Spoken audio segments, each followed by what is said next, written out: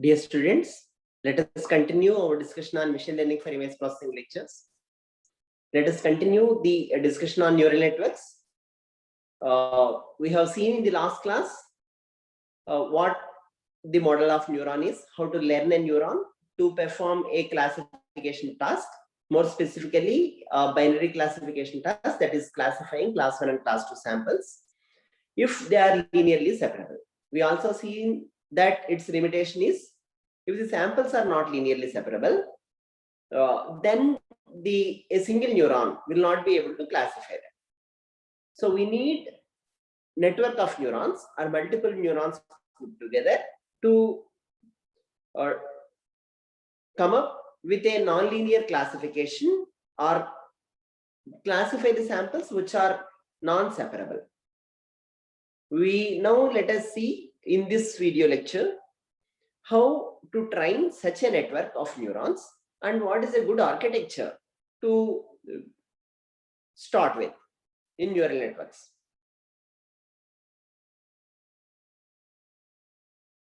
Sharing the screen.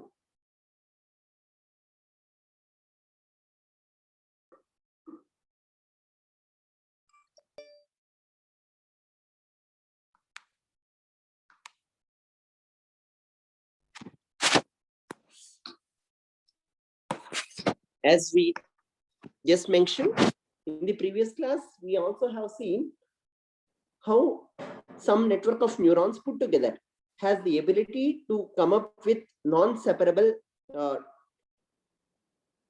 sample classification or come up with decision boundary which can separate the samples which are not linearly separable. We have seen that in such a network of neurons, the well-known architecture is referred to as feed-forward neural network, wherein there are only feed-forward connections from layer to layer, previous layer to the current layer. And such a feed-forward neural network, if we want to make it applicable for any non-separable classification or nonlinear classification or any classification task, what we need to decide is or design or learn is the weights at each of the interconnections of the neurons. Now let us see a general form of this feed-forward neural network and then see how do we learn all these weights or weight vectors or weight matrices. See, this is a general framework for a feed-forward neural network. As we discussed in the last class, this is usually referred to as input layer. Okay, and this is referred to as hidden layer, and this is output layer. Fine. And what is the objective of this neural network is, if we are given some set of samples xk, k equal to 1 to n, these samples may come from any of the classes. This may belongs to omega 1 or omega 2. In fact, they can also belong to omega 3 and so on up to omega c as well. Okay, so and given a particular class sample, say xk, if I give as input, which is equal to x1 to xd, having d features. If we input the sample, what essentially this neural network has to do is it has to give its corresponding sample. Assume that this particular xk belongs to, say, omega 3 class. And in this architecture of neural networks that is designed, we see that there are d inputs. Each of the input neuron takes one feature value of this input sample. This input sample. Right? Given this whole input sample for all the input neurons here, with taking respective features, what it essentially gives as output, expected output, is that it has to fire for the third class. Okay, so Z3, if we see here, okay, let us take this as second class to make our visualization better. Right? So it has to fire for the second class. So what should happen is this has to be 1. Assume that this has to be higher value and all other values are supposed to be zeros. Right? So it means that the output neurons, whichever we have seen here, are assigning or predicting or estimating the label of the correct class sample that is given at the input. Right? So now this is what is expected output. Since we have, say, assume that we have WC classes where C equal to 10. So we have actually 10 classification problem.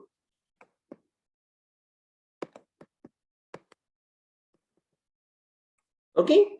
So the output vector, expected output vector, or the targeted output vector is for this xk, which is belong to second class. Let us put here.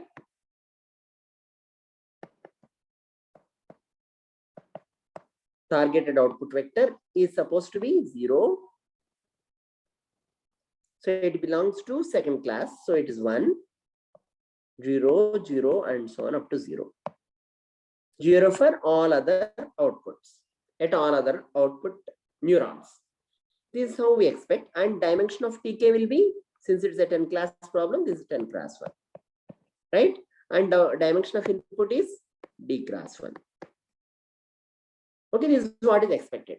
But as we discussed in the previous class, if we start with random initializations, see WJI, which is a weight connecting here, each of these weights are connecting ith neuron to jth neuron in the subsequent layer. Okay, so we have ith neuron in the input connecting to jth neuron in the hidden layer is referred to as WJI. This is explicitly, if you want to mark the weights at some of the connections, this is WJI and this is WHD,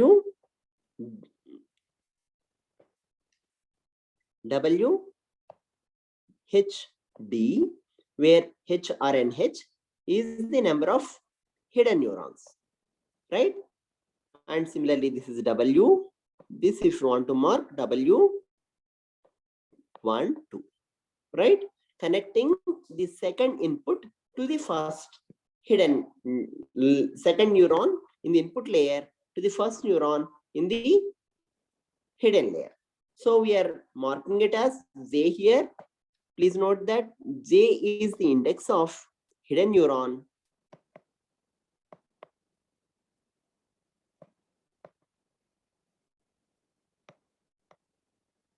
While I is the index of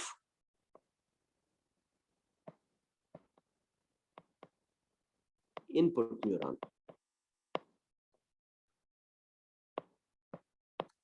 Okay. So this WJI are the weights connecting the input neurons to the hidden neurons. So the dimension of this W, if we consider W as a matrix of all these elements, WJI,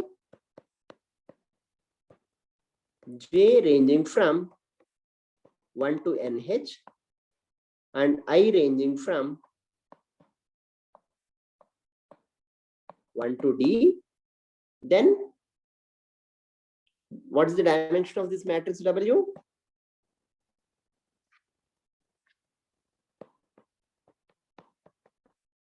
Dimension of W is NH cross T, right? So to make all the interconnections as required in feed-forward neural network, the number of weight elements we need connecting D input neurons to NH hidden neurons is NH cross D, right? Okay, similarly now, can you please tell or guess the dimensions of W here, the weight matrix here? If we consider this as W1 and this as W2, the weight matrix here is composed out of Kj, where K refers to the output neuron, number of output neurons to 1 to C. J refers to number of hidden neurons So it is 1 to NH. So the dimension of W2 is C cross NH. Right? Right. So, and additionally we do have the biases which are not shown here, but we do have the biases for each of the neurons. So in the simplified notation, we absorb biases also into the weight vectors or to the weight matrices. Okay. So for that reason, they are not explicitly shown here. Right? Okay. So Bz corresponds to bias at each of the jth hidden neuron.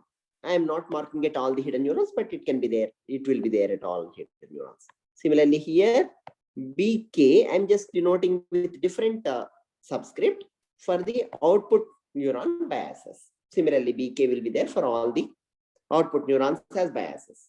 Right? Now, given this scenario, what's our job?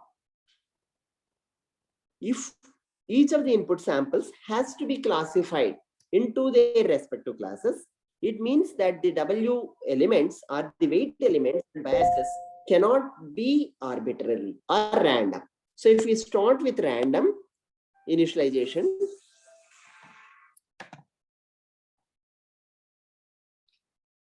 we will have here WJK and WJJ randomly initialized.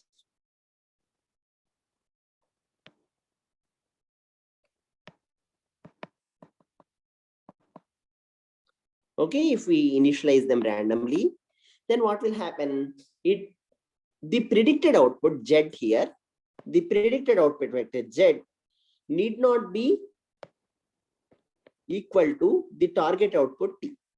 Right? If we denote the target output as Tk, small tk, or with capital T,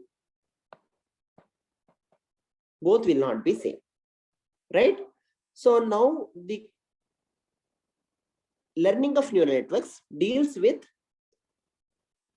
identifying the weights or adjusting the weights in such a way that the outputs closely predict the targets. The predicted output here, let us use probably another color.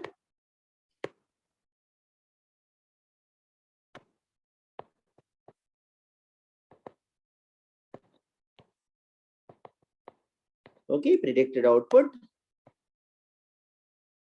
Z is not equal to T in general. Okay. However, for training of the network, we need to go from here to Z equal to T. This is through learning.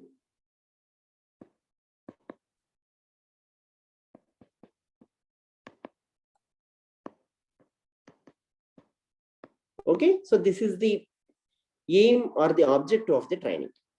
So to accomplish this, where do we start is the question. We start, if you want to accomplish this, how do we start? We start in the exactly same manner as we have done for a single neuron. See, at the beginning, all the samples may not be correctly classified. It means there are some misclassified samples. For them, ZK will not be equal to TK.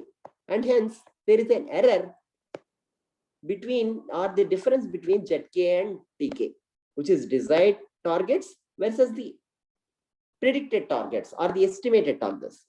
To say more precisely, these are the estimated targets.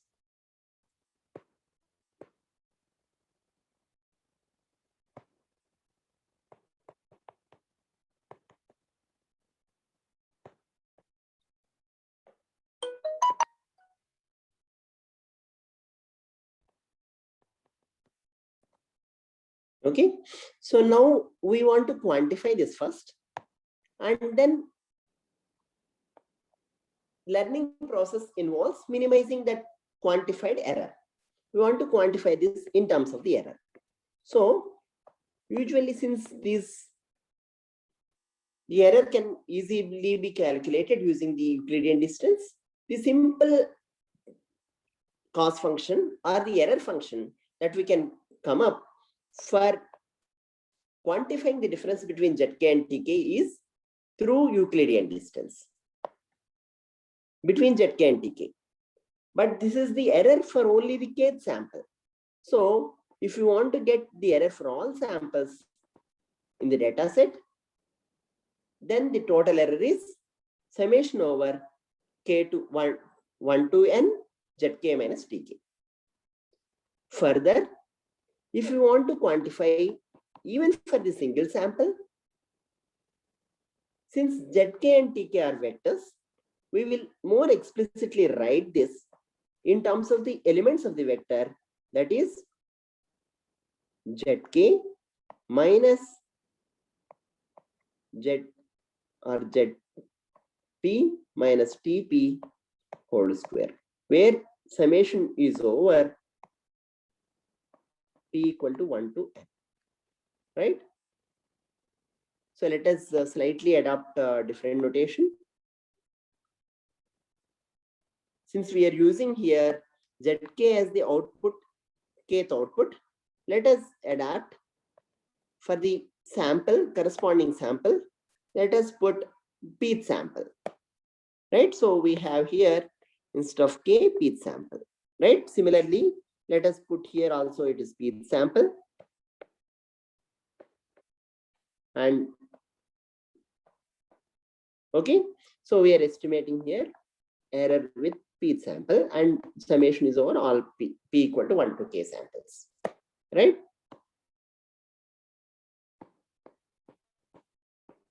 One to n samples, right?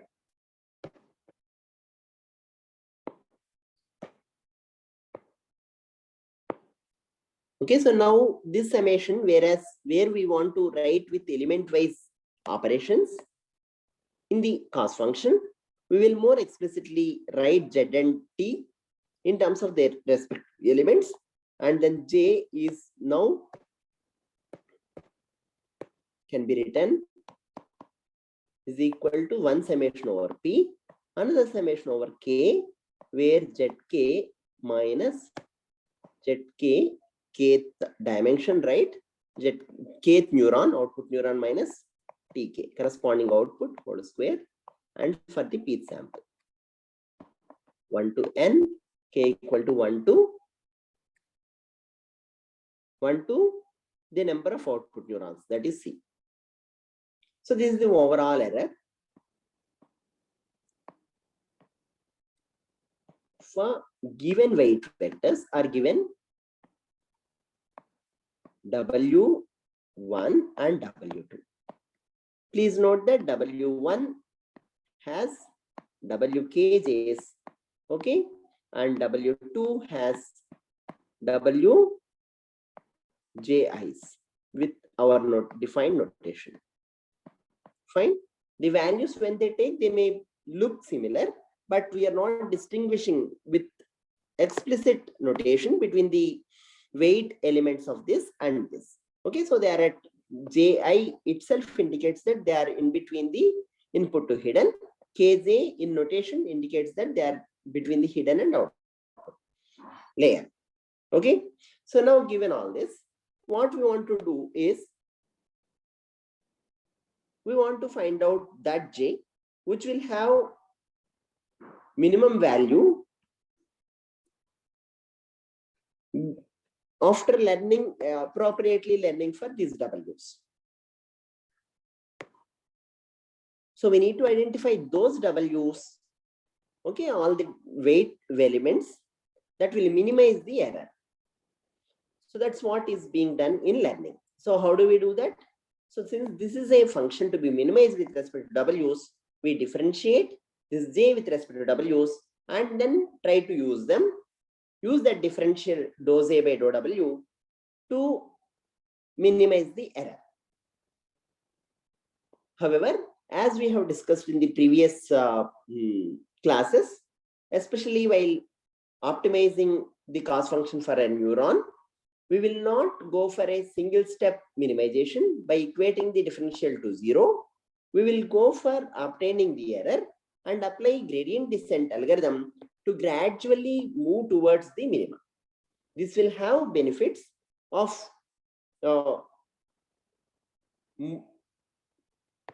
handling large number of dimensions and also handling large number of minimizing with respect to large number of weight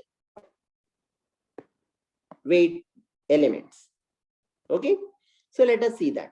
So explicitly here, the final error now, let us write.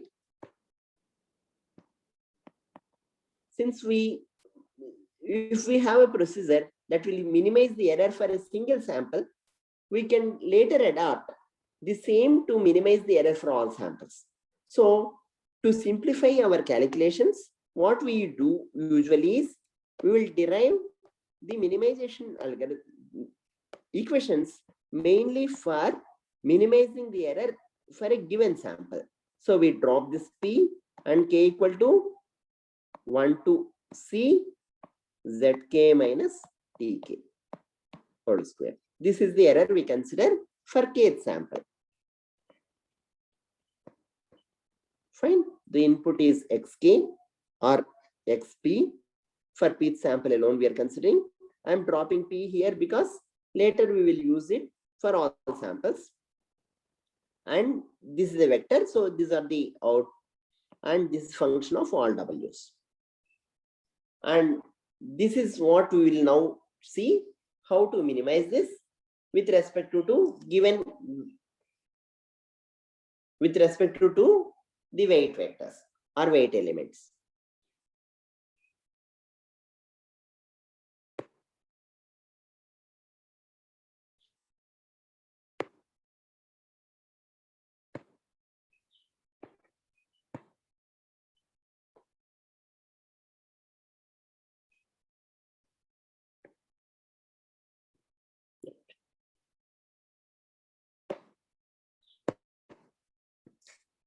Let us now take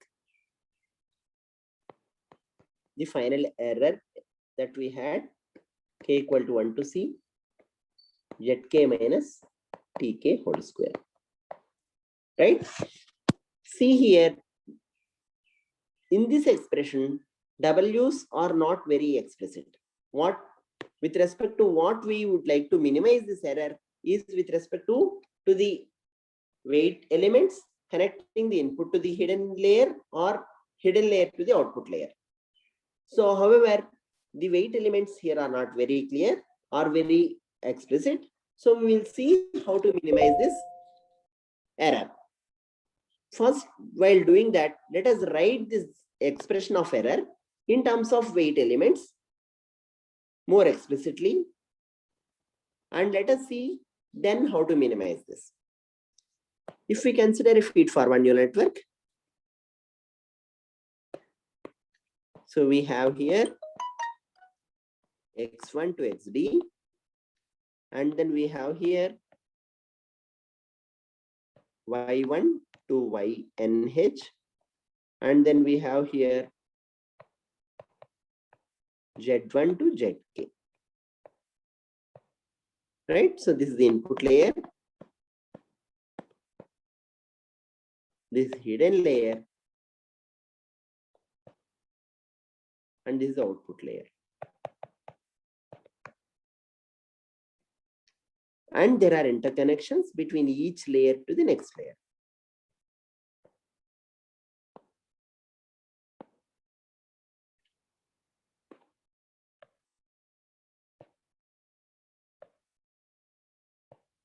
Right?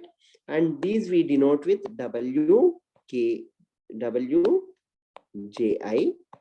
Okay, where there is an interconnection between Xi to Yj. Okay, and we denote this as Zk. So there is an interconnection between, please note that we have also, right? Similarly here. Okay, we do have further, there are some missing connections here.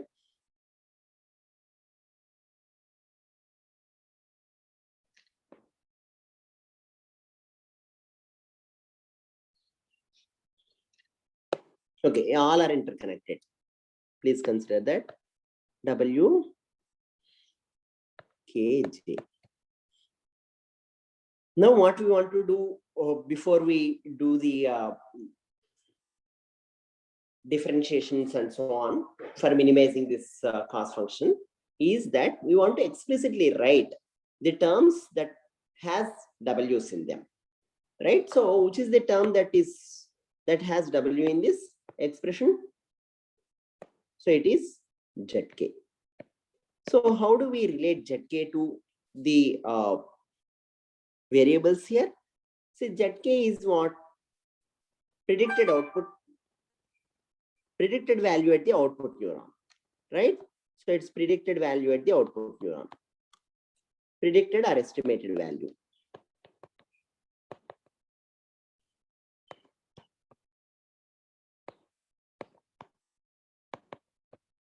At kth output neuron. So how do we write it? As we have seen before, at each of the layers, there are activation functions or the nonlinear functions involved.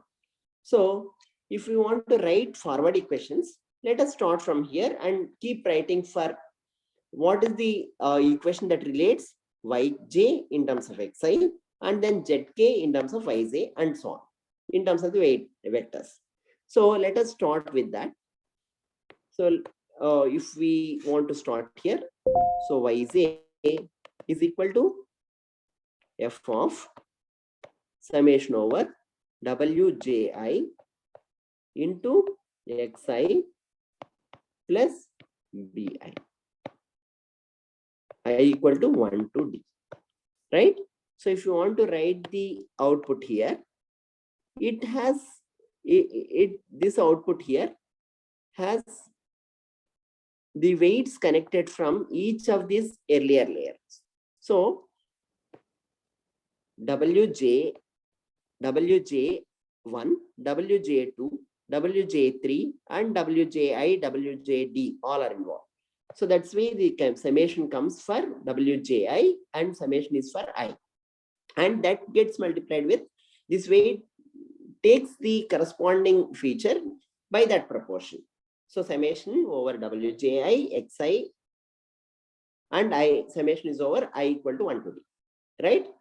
And this is at jth neuron. So the bias is for the jth neuron, right? Bj. And this is weighted by, after the summation, with weighted summation, we have an activation function to introduce nonlinearity to while giving the output of that hidden neuron. So this is f here. Okay, so let us assume that the activation function at this layer and at this layer are same for time being, or we can assume that this is the f1. F1 is activation function at this layer.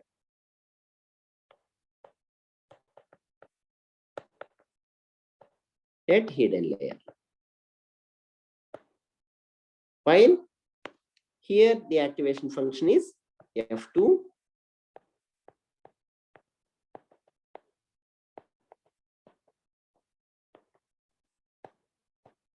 output.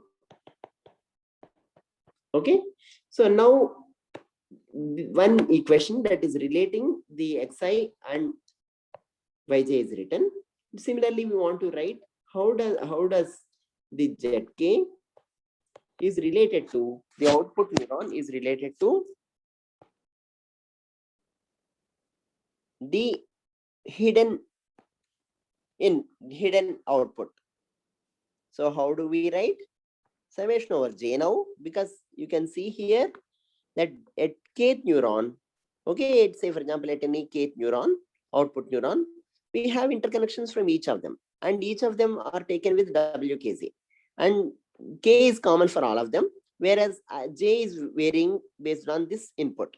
So summation is over j wkz plus what? bk, because the bias we add here is for the kth neuron. Okay, and this is weighted by activation function. This is f2 to give an output as zk, right? J is equal to 1 to nh, right?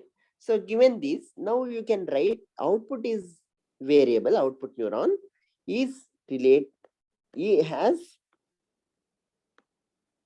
WKJ into YJ plus BK. WKJ is in it. J equal to 1 to NH. While YJ has Wij is in it. Okay, relating them to input Xi. Right? So now given these two, you can see that in this expression, we have actually both WKIs, KJs and WJIs. So while minimizing this J with respect to the all weight elements, we will come across finding differentiations or partial differentiations with respect to WKJ as well as with respect to WJI. Let us see that now.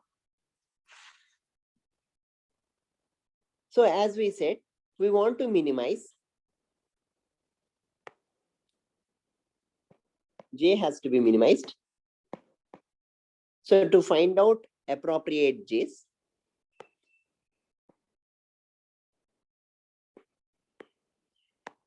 appropriate W's.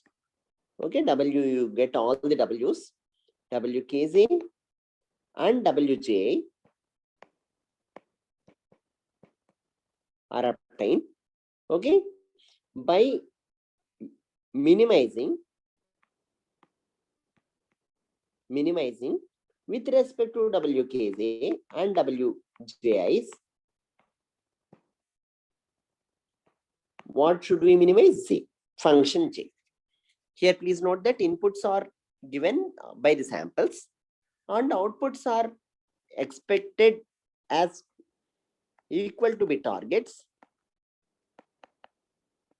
Okay, and this is the learning process has to be done for minimizing the error between the targets and the estimated output by the network or predicted output by the network, right?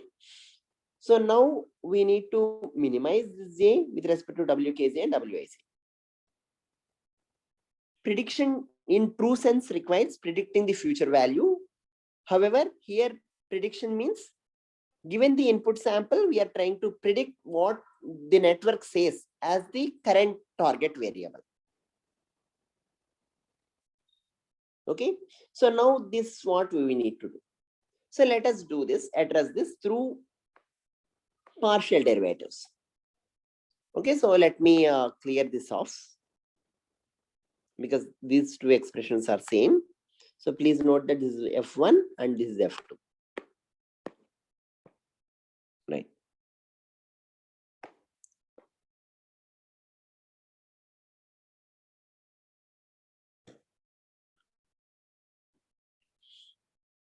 Now in the minimization process, what we need to find is dose A by dose dou WKJs and dou W by dose A by dou WIJs. See, as we discussed just before, we would like to apply gradient descent for optimizing the neural networks, for learning in neural networks as well. So what do we mean by applying gradient descent here for learning the neural network? We will find out WKZ at t plus 1 from WKZ at t, wherever we are now currently initialized or currently there, by moving in the opposite direction of the gradient with respect to the corresponding WKZ at time t, right? And we will move only by some portion of it to progressively move towards the minima. See, this enables us to minimize Z only with respect to WKZ.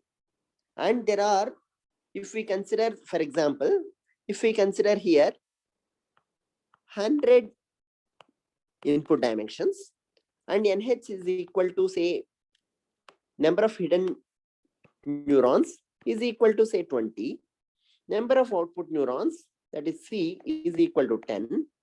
In that case, say D equal to 100, okay, NH equal to 20 and C equal to 10. In that case, how many hidden neurons, how many weight elements will be there for us to optimize? You can see that here WKJs, the number of weights is equal to 200, close to 200, plus biases, that is actually 10, right? Here number of WJIs is equal to 2000, because there are interconnections from each of these neurons to each of these neurons. So 2000 D into NH plus how much? Biases at each of the hidden neurons, plus 20, right? So please note that here we have 200 hidden neurons and 10 output neurons. So number of interconnections or the weights to be learned are 210, 200 plus 10 biases. Here it is 2020. So these many weights are to be learned by the cost function we have from the samples, all the samples we have, right? And what is this doing? This equation is trying to optimize the cost function, this cost function involving these many weights, these many input dimensions, with respect to the given WKC, with respect to a single weight element, right? And this, what do we do? This we repeat for all KZ, right? K equal to, for all KZ, where K equal to 1 to 10 and J is equal to 1 to 20, right? Similarly, now we should do the same for updating the weight elements in the hidden to input to hidden neuron as well. So we do the same for this. So the same equations with WJI T plus 1 equal to WJI T minus theta times. So to figure out this, what do we need? What we need is dose A by dou WKZ. So how do we find out now dose A by dou WKZ? That's the question. See, as you have seen here, J is directly not, expression for J, whichever I have written here, we have written here, is not directly function of WKZ, but ZK within J is function of WKZ. So in such cases, we can approach the differentiation gradually towards, like through a chain rule. Dose A by dou WJK, this will give the differentiation or the gradient of J with respect to ZK, and after that we can multiply this with, we can find out the differentiation of ZK by dou WKC, right? These two put together will give us the differentiation of dose A by dou WJK. Let us write them. Dou J by dou ZK. We'll first find the gradient or the change in J with respect to the ZK, and we see then the change in ZK because of the dou WKZ. Put them together to find out the change in J because of the change in any adjustment in WKZ, right? So this will quantify the adjustment, the change in J or the gradient in J because of any adjustment that we make on WKZ, right? And this is used through gradient descent to update the WKZ in the next iteration. So let us write now explicitly these things. Dose A by dou WJK. So how do we write dose A by dou WJK? As you can see, it is 2 times ZK minus TK. Is this summation still there, or will that summation go away when we differentiate with respect to the kth component of Z? What we are trying to see, due to the kth output here, okay, the change in J, because of the change in kth output, only we are looking at. So the other other indexes of Z or the other neurons outputs doesn't come into the picture. So the summation will go away. So 2 times Zk minus Tk is what is dose A by dose Zk. Now, the second term we want to write, that is dose A Zk by dou W Kc. Dose Zk by dou W Kc. How do we write? See, this can be written in directly if you are comfortable. Otherwise, you can still write this as dou Zk by dou net k into dou net k by dou W Kc. What is dou net k? Dou net k nothing but this is net k, right? As we had the following the previous notation, this is what net k is, right? And now, if we want to complete this expression, so please note that whatever we have here, this is actually dou z by dou zk, right? So now, what is dou zk by dou net k?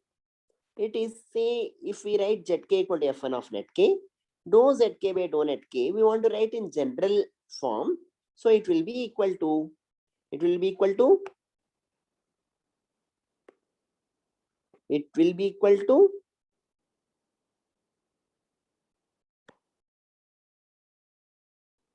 F dash of net k, right? See, F is a function, F1 is a function. So differentiation of F1 is what we need to use it here. And it is calculated at net k, right? Multiplied by dou net k by dou W Kc. What is here? Dou net k by dou W Kc. If we consider here dou net k by dou W Kc, please note that net k equal to summation over Kj into Yj plus Bk. So it is equal to dou net k by dou W Kj. So if we are differentiating with respect to particular W Kj, the answer is Yj. So it is Yj into Zk minus Tk, right? Whichever we have here. And this is 2 times. Usually, to avoid this 2 everywhere, what people prefer or usually do is they define the cos function itself as half of. So that since anyway there is a square here and you will be getting 2 here, okay, in differentiations, those will get knocked off. Okay, and what you get is here directly 1 time. Okay, so the constants doesn't appear in the output expression for dose A by dou W Kc. And this now is written in slightly simplified form as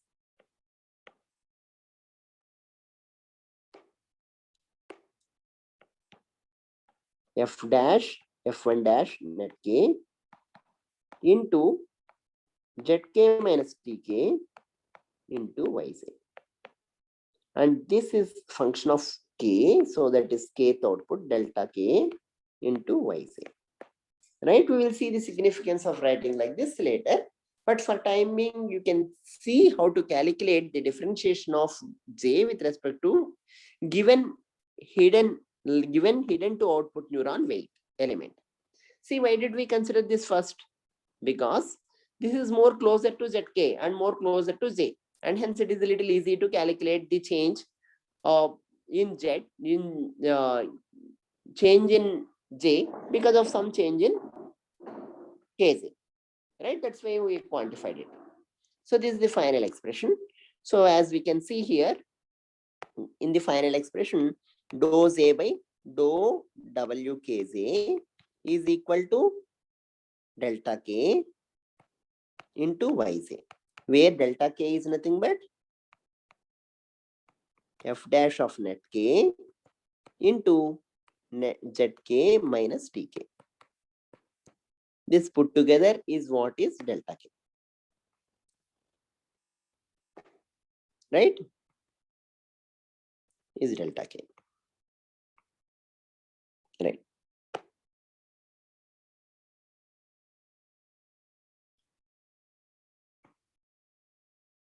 Okay, so now let us see the gradient of J with respect to WJ as well.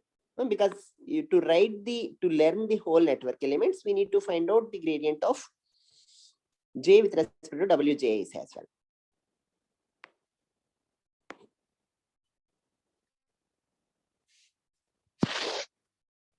For clarity, let us bring the network here.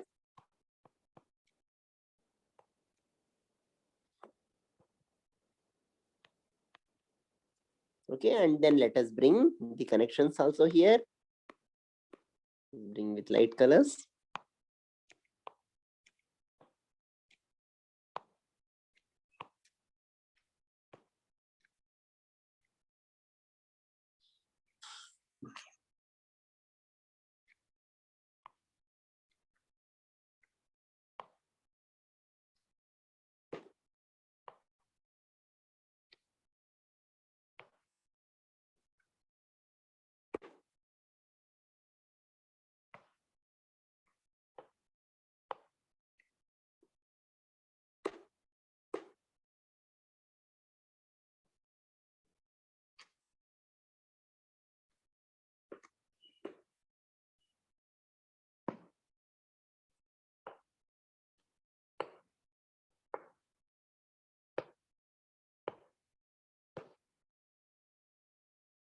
And so on. This is xk, x1, xi, and xd. Similarly, y1, ynh, and yz. And outputs here.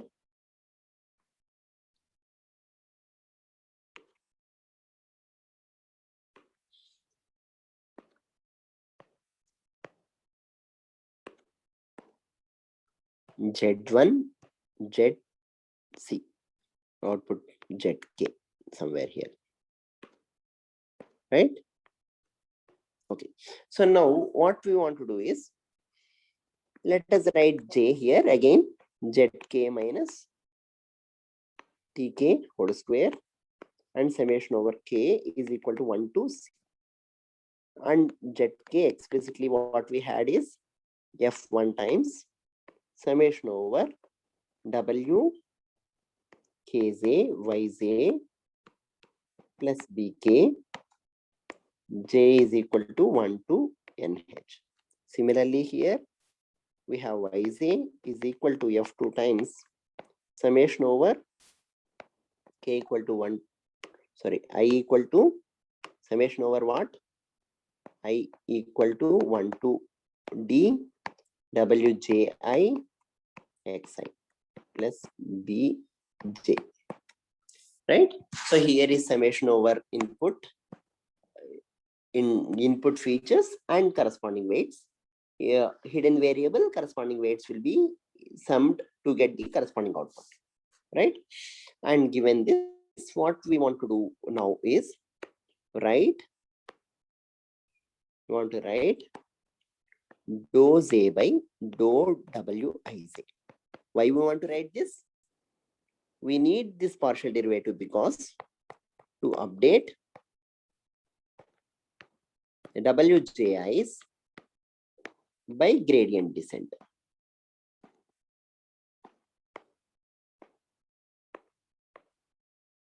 We have Wiji t plus 1 is equal to Wji t minus eta times dou j by dou Wji, right?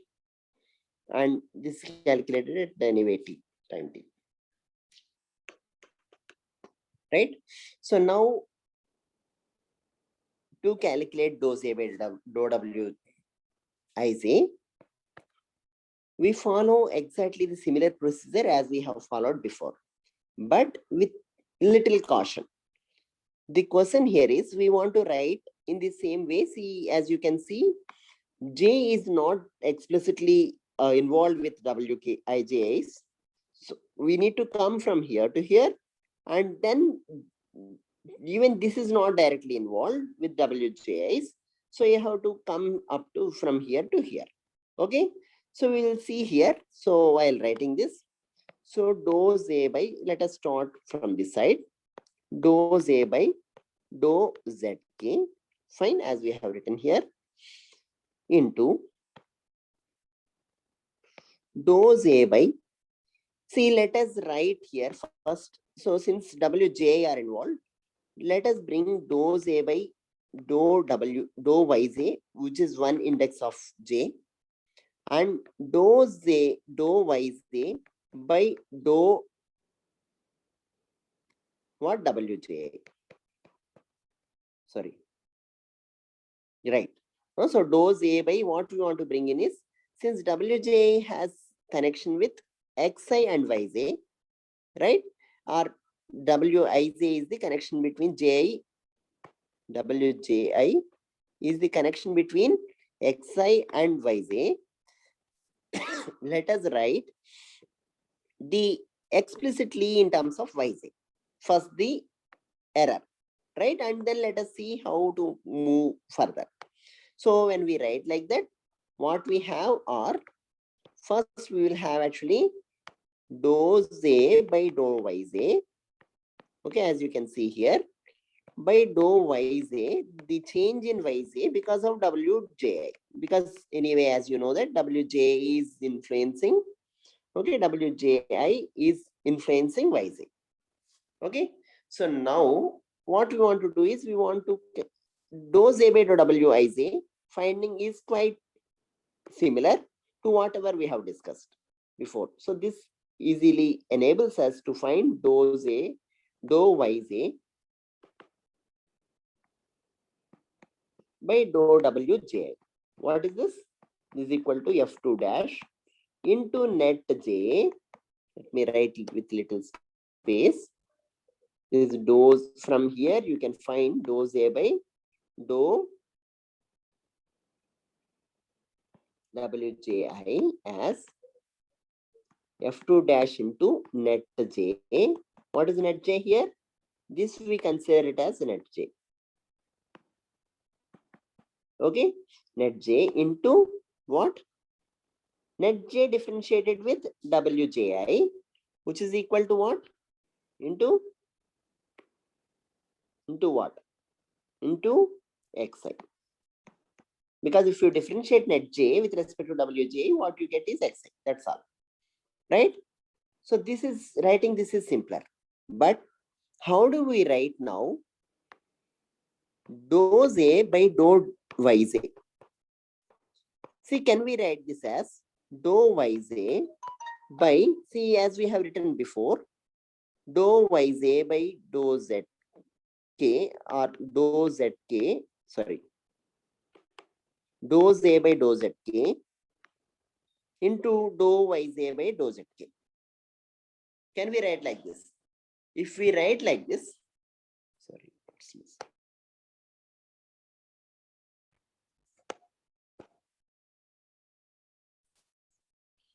dose A by dou Zk. First, let us write. So if you want to write dose A by dou Yj, since you can see, you see that Yj is there in Zk, I am just writing that dose A by dou Zk into dou Zk by dou Yj.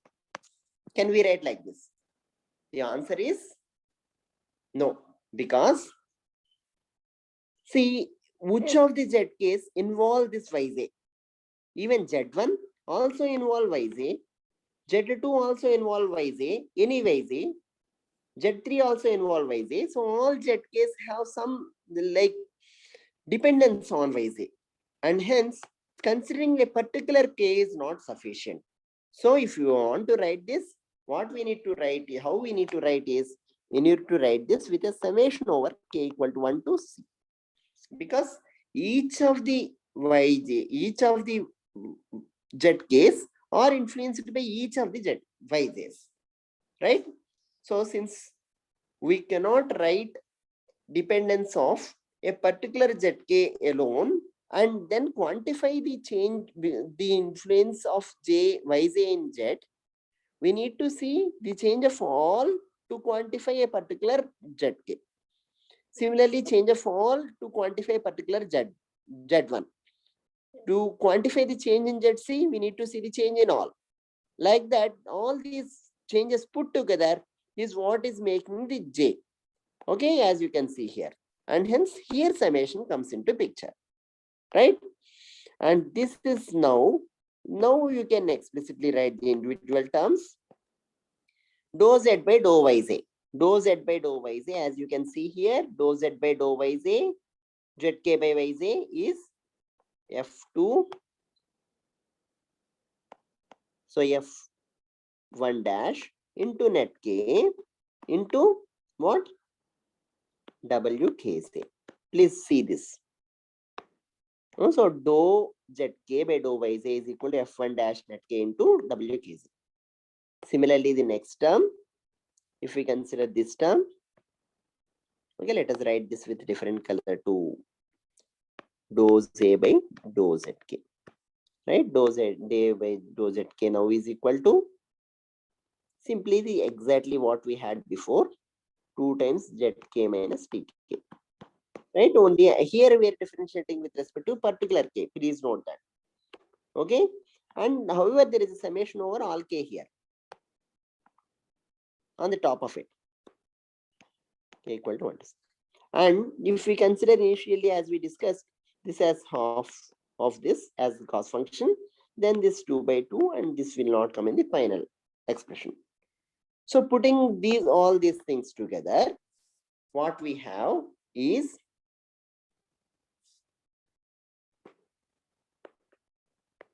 dou Z by dou Wji. Let me write in small font, F1 dash net K into WKZ. Let me rewrite with space.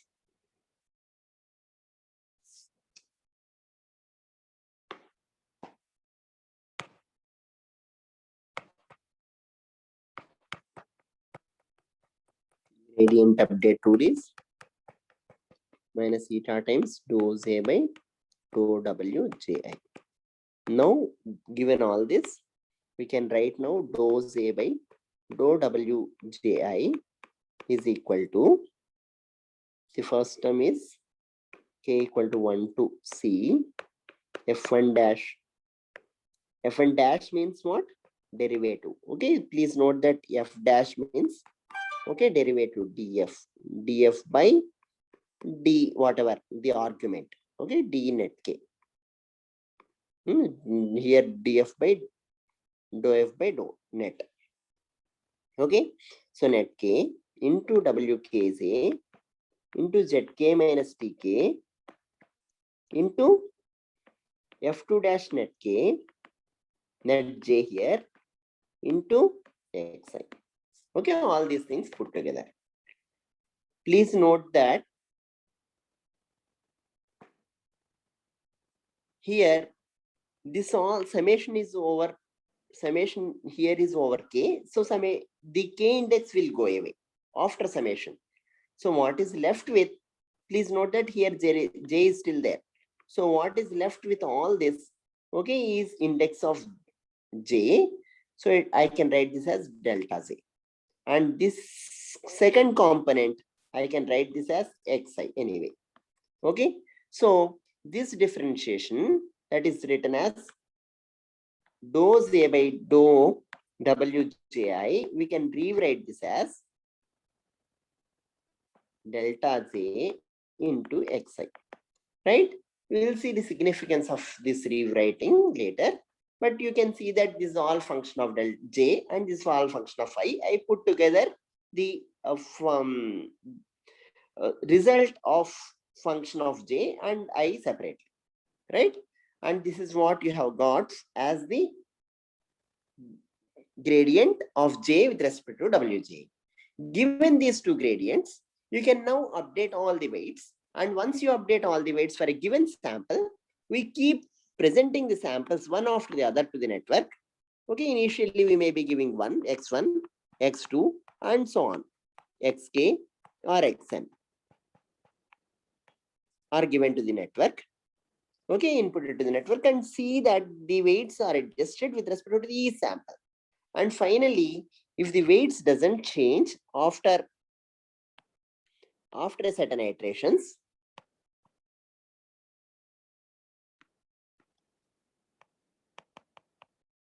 then we say that the network is converged. And we say that the network now has the ability, okay, network with the given training samples has arrived at the minimum error. And these weights now are gives the minimum error between the predicted output and the actual target values, actual output.